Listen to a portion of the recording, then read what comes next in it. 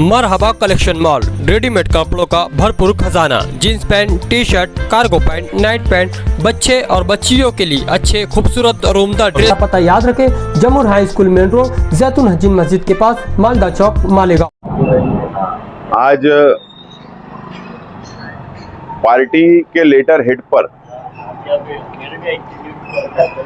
देश के गृह मंत्री होम मिनिस्टर अमित शाह साहब और महाराष्ट्र के वजीर आला मुख्यमंत्री देवेंद्र फडणवीस साहब और देश के एनआईए डायरेक्टर,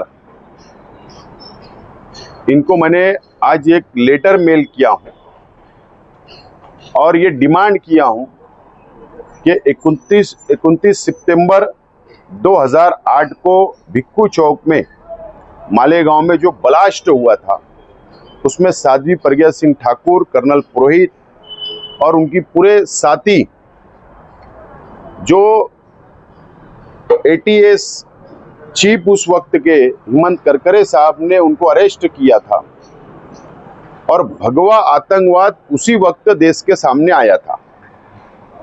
वो ट्रायल चला, 17 साल गुजर गए और मुंबई की मोकोका कोर्ट ने उनको बाइज्जत बरी कर दिया।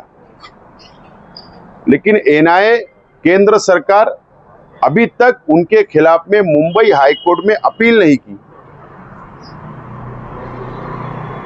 और दूसरी बाजू मुंबई ट्रेन ब्लास्ट के आरोपियों को, जो मुजरिम थे, उनको मुंबई हाई कोर्ट ने बाइज्जत बरी किया, तो फौरी तौर पर सरकार ने सुप्रीम कोर्ट के अंदर अपील दाखिल की।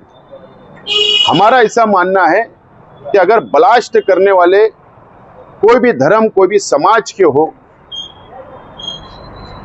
वो देश से गद्दारी करते हैं।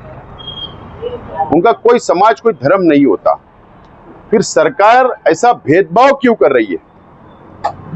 सरकार ने भेदभाव नहीं करना चाहिए। 15 दिन गुजर गए, फैसला जो मोकोका कोर्ट ने दिया 15 दिन गुजर गए, सरकार अभी तक अपील में नहीं गई। आज जो मैंने डिमांड किया हूं कि एनआईए, केंद्र सरकार, राज्य सरकार साध्वी प्रज्ञा सिंह ठाकुर के खिलाफ, कर्नल पुरोहित, उनकी कंपनी के खिलाफ में फौरी तौर पर मुंबई हाई कोर्ट के अंदर अपील दाखिल करे। हमने 8-10 दिन का टाइम दिया है। मालेगांव शहर की भावना,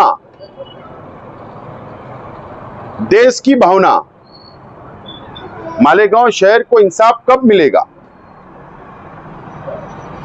और नहीं तो मजबूरी में, अगर सरकार अपील में नहीं गई तो मजबूरी में हमारे पार्टी के झंडे लेकर, बैनर लेकर और जो हमारे हम मिजाज पार्टियां रहेगी उनको साथ में लेकर मालेगांव शहर के अंदर एक सब बड़ा मोर्चा निकाला जाएगा, एहतजाज किया जाएगा। इस तरीके का लेटर आज मैंने मेल किया हूं।